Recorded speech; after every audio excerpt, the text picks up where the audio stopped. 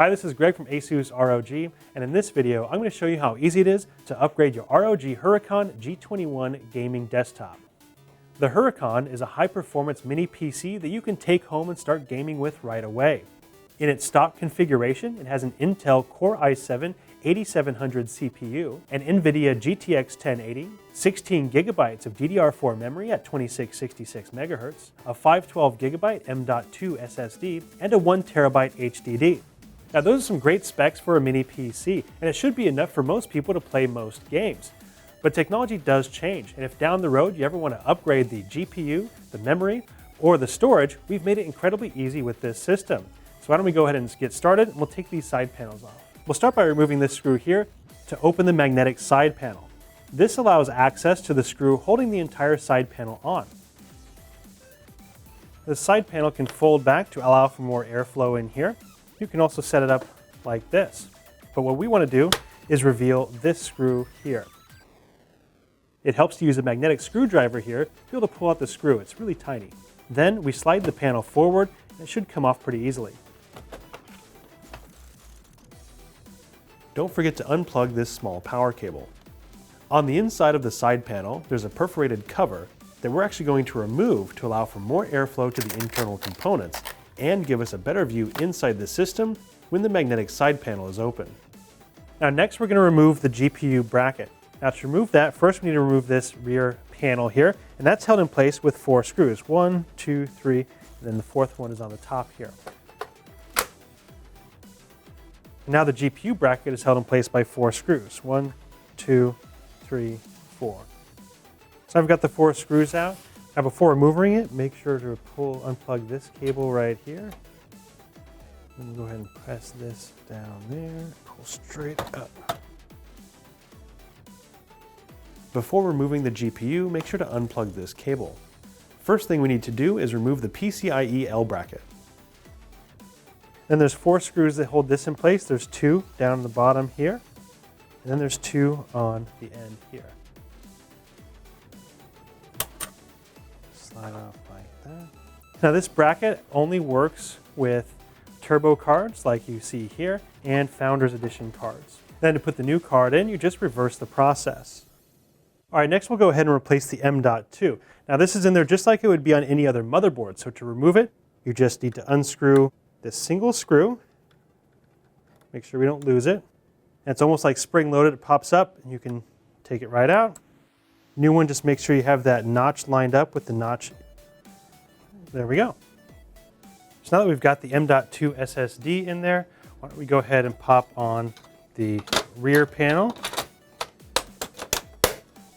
Just kind of push it on and it will snap into place. And then we finish it off with the 4 screws. So next we'll put on the side panel.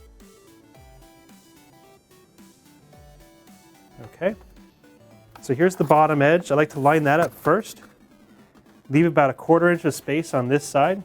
So you just kind of line that up like that. So you got the 1/4 inch.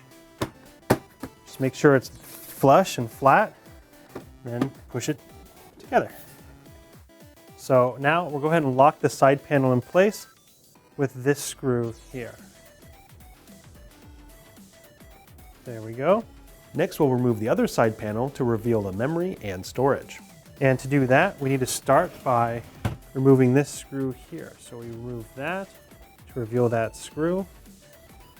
Okay, and just push it towards, should come right out. So now we can see we've got our 3.5 inch HDD, we've got our disk drive, our 2.5 inch hot swap bay, our SODIMMs, and an additional 2.5 inch drive bay. So these SODIMMs are just like the ones you'd find in a high performance laptop, and they're held in place just by 2 clips. You open them up, top one comes out, open this one up, bottom one comes out. And then they go back in the same exact way. So you kind of insert them at a 45-degree angle, push them down, and they clip into place. You also got to make sure that these notches are lined up with the notches in the socket there. All right, now the next thing we're going to replace is this 3.5 inch hard drive. We're going to go for a little bit of a bigger one. And this is just held in place by this single screw here, and that'll remove this whole bracket. So let's start by unplugging this. And the whole thing just slides forward and comes out. So this whole bracket will in the hard drive in place. Just remove these 4 screws, take the drive out.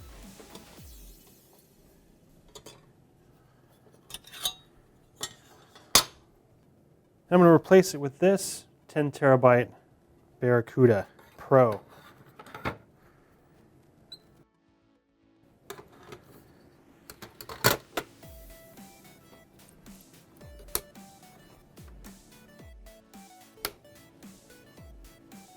Now the next thing I want to add is a 1 terabyte, 2.5-inch SSD. There's 2 ways of doing it. First, there's the hot swap bay here, and that's pretty easy. There's a little door on top that opens up, and this will just go in like that. There you go. But if you want a more permanent way of installing this, there's also a bracket here. The only issue here is that you'll need to purchase additional SATA and power cables to use the extra ports. However, you can also relocate the hot swap SATA and power cables, which is what I'm going to do here.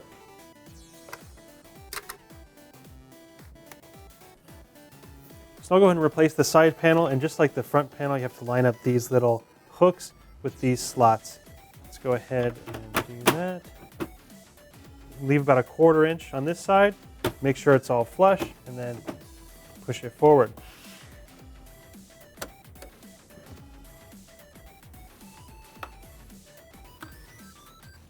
And there we go. So you can see the ROG Huracan G21 is pretty darn easy to upgrade, especially for an off-the-shelf mini PC.